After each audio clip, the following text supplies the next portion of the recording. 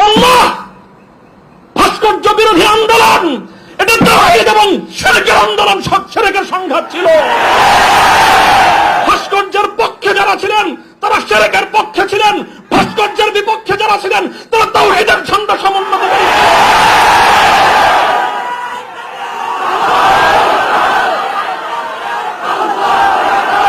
ইতিহাস আপনাদেরকে ক্ষমা করবে না।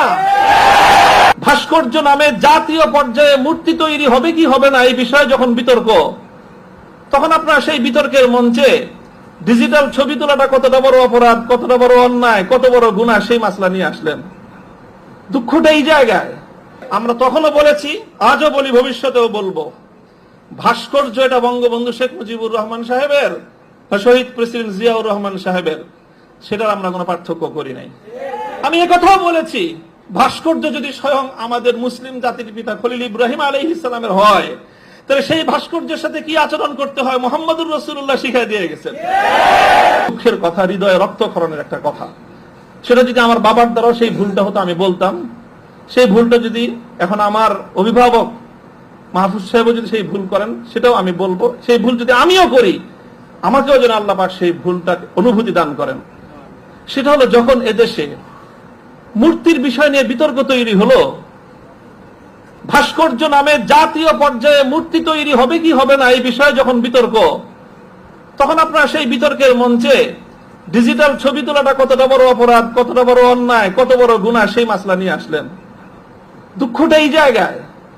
আপনারা সেই মাসলা উত্থাপন করে তখন এই মূর্তি এবং ভাস্কর্যকে প্রকারান্তরে বৈধতা দেওয়ার চেষ্টা করেছেন। আপনারা বোঝানোর চেষ্টা করেছেন যে আজকের একটা ছাত্র ফেসবুকে তার ছবি আপলোড করা যতটুকু বড় অপরাধ, বাংলাদেশের স্বাধীনতার স্থপতি এবং মরহুম বঙ্গবন্ধু শেখ মুজিবুর রহমান সাহেবের ৬০ ফুট লম্বা ভাস্কর্য নামক মূর্তি স্থাপন করা সমান অপরাধ। এটা বোঝানোর চেষ্টা করেছেন আপনারা। ব্যাপারটা কি এক? এটাই হলো দুঃখ যে এই কাজটা সামনে করেন না আপনারা। আপনারা যদি ভাস্কর্যের বিরোধিতা করতে ভয় পান, তাহলে আমি আপনাকে দোষারোপ করব না। তবে ভাস্কর্য নামক এই সকল শিরকি সংস্কৃতির বিরুদ্ধে যারা কথা বলবে, তাদের প্রতিপক্ষ হয়ে মাঠে গিয়ে এই ধরনের বিতর্কিত মাসলা উত্থাপন করে জালিমের এবং যারা মূর্তি পূজারীদের দোসর, তাদের অবস্থানকে সংহত করবেন। আমি জানি না, যদি বুঝে করে থাকেন, গফরাল্লাহু লাকুম, আল্লাহ আপনাদেরকে মাফ করুক। আপনি যদি বুঝে শুনে করে থাকেন, আখাফু আলাইকুমুশ শিরক, আখাফু আলাইকুমুশ শিরক, না বুঝে করে থাকেন, সেটাই আমার ধারণা যে আপনারা অনেক বড় বড় আলেম, রাজনৈতিক প্রজ্ঞা আপনাদের কিছুটা ঘাটতি থেকে থাকতে পারে এই ক্ষেত্রে অন্তত। কাজেই এই জায়গাটায় বিলম্ব হলে আপনারা কথা বলেন, বিলম্ব হলেও কথা বলেন, ইতিহাস আপনাদেরকে ক্ষমা করবে না। মনে রাখেন না যে আমরা হেফাজতে ইসলামের কিছু নওজওয়ান আলেম এবার যেটা করছে, সরকার একটা ভালো বুদ্ধির কাজ করছে। আগের বার থেকে, আগের অতীত থেকে তারা শিক্ষা নিছে। তো শাইখুল হাদিসের মতো, মুফতি আমিনী সাহেবদের মতো বৃদ্ধ মানুষদেরকে তারা আটকায় জাতির কাছে তারা একটা বিশেষ বড় ধরনের একটা আসামির কাঠগড়ায় দাঁড়ায় গেছিল। এবার তারা আমাদের মুরব্বীদেরকে কারো গায়ে স্পর্শ করে নাই। শুরুই করছে মামুনুল হক থেকে, যে এদের হাত পাও গুলি সব ভাঙিয়ে দাও, তাইলে এই বুড়া মাথা যেগুলো আছে সেগুলো আর কি করবে, এই পলিসি নিছেন। তো কাজেই যেটা করেছেন সেটা হলো, আবারও বলছি, যে এই ধরনের যখন তাওহীদ এবং শিরকের লড়াই হয়ে দাঁড়াবে, আল্লাহ, ভাস্কর্য বিরোধী আন্দোলন এটা তাওহীদ এবং শিরকের আন্দোলন, শিরকের সংঘাত ছিল।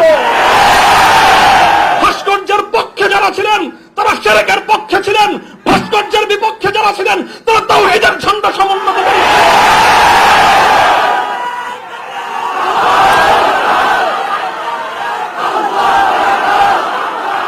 আপনারা শুনেন, আবারও বলছি, ভাস্কর্যের পক্ষ বিপক্ষের এই লড়াইকে একজন মরহুম মুসলিম নেতা, মরহুম বঙ্গবন্ধু শেখ মুজিবুর রহমান সাহেবের ব্যক্তিত্বকে মাঝখানে এনে বিষয়টাকে ভিন্ন রং দেওয়ার চেষ্টা করা হয়েছিল।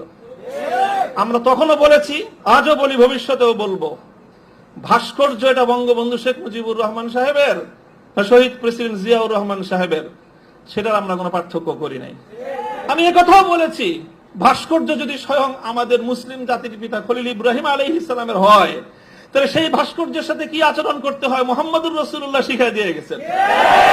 আল্লাহ রাসূল সাল্লাল্লাহু আলাইহি ওয়াসাল্লাম মক্কা বিজয়ের দিন বাইতুল্লাহ থেকে যেই মূর্তিগুলো বের করেছিলেন, যে ভাস্কর্যগুলো বের করেছিলেন, তার মধ্যে তো একটা ছিল ইব্রাহিম আলাইহিস সালামের মূর্তি।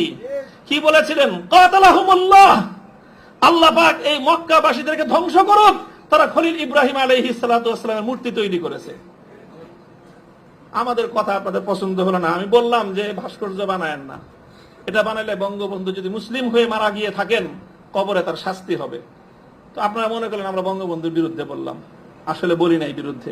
তিনি যদি, আবারও বলছি, যদি আল্লাহ তাকে ইমানের সাথে খাতেমা দিয়ে থাকেন, আমি জানি না তার কি অবস্থায় মৃত্যু হয়েছে, সেটা কেউ বলতে পারবে না, তাহলে তার ভাস্কর্য, তার মূর্তি তৈরি করাটা এটা তার সঙ্গে চরম বিশ্বাসঘাতকতা। শ্রেষ্ঠ ঈদ আজকে মামুনুল হকের মুক্তি। প্রিয় সাথী ও বন্ধুগণ, শ্রদ্ধেয় উলামায়ে কেরাম, আমাদের এই দেশের ইসলামের আলো জ্বলছে ভারতবর্ষের দারুল দেওবন্দের আকাবিরিন কেরামের কোরবানি এবং মেহনতের উপর ভিত্তি করে। আমাদের ইতিহাস জানা আছে, দারুলের ইতিহাস হলো ইংরেজদের বিরুদ্ধে সশস্ত্র যুদ্ধ করা এবং নিজের ঈমান এবং আকীদাকে রক্ষার জন্য তালিম এবং তরবিয়তের মাধ্যমে মানুষের মধ্যে দ্বীনের ইরশাদ করা। আমরা ইতিহাস ভুলে যাইনি। শাইখুল হিন্দ মাহমুদ হাসান দেওবন্দি রহমতুল্লাহ আলাইহি, কাসেম নানুতুবি রহমতুল্লাহ আলাইহি দুশমনদের সাথে ময়দানে সশস্ত্র যুদ্ধ করেছেন, কারাবরণ করেছেন। সেই বরকতি আজকে আমরা মামুনুল হকের মতো বীর মুজাহিদকে আমরা জেলখানা থেকে ফিরে পেয়েছি। এটা আমাদের আনন্দের বিষয়। আমরা মনে করি এই দেশে শান্তি শৃঙ্খলা রক্ষার জন্য উলামায়ে কেরাম যে কুরবানি দিয়েছেন, উলামায়ে কেরাম যে কারাবরণ করে যে প্রতিকার কুরবানি দিয়েছেন, এটা ইতিহাসের পাতায় স্বর্ণ অক্ষরে লিখিত থাকবে। প্রিয় সংগ্রামী সাথী ও বন্ধুগণ, মামুনুল হক আমাদের বয়সে ছোট হইতে পারে, কিন্তু আল্লাহ এবং তার রসুলের মেহেরবানিতে শাইখুল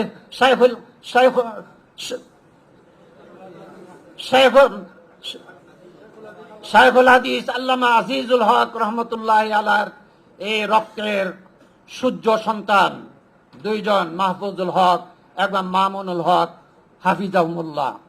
আমরা দোয়া করি এই জাতিকে নেতৃত্ব দেওয়ার জন্য। ইতিপূর্বে আমাদের জেল জুলুম খেটে অনেক ভাইয়েরা এসেছেন, দুঃখ এবং কষ্টের কথা আমি বলছি। জেলখানা থেকে কষ্ট করে এসে অনেকে হাত মিলাচ্ছেন ডাইনে বামে, আমরা ধিক্কার জানাই তাদেরকে। যারা জেলখানায় যায় নাই তারাও এদেশের প্রভুদেরকে খুশি করার জন্য তারা ডাইন বামে ঘুরছেন, এগুলি মানুষ জানে। আমরা আমাদের সিপাহ সালার মামুন ভাইকে আমরা অনুরোধ করব, এই জাতিকে নেতৃত্ব দিতে হবে আপনার। যত ধরনের দালাল আছে তাদেরকে ডিঙ্গাইয়া তৌহিদি জনতাকে সামনে নিয়ে এই দেশের স্বাধীনতা সার্বভৌমত্বের রক্ষা করতে হবে আপনাকে।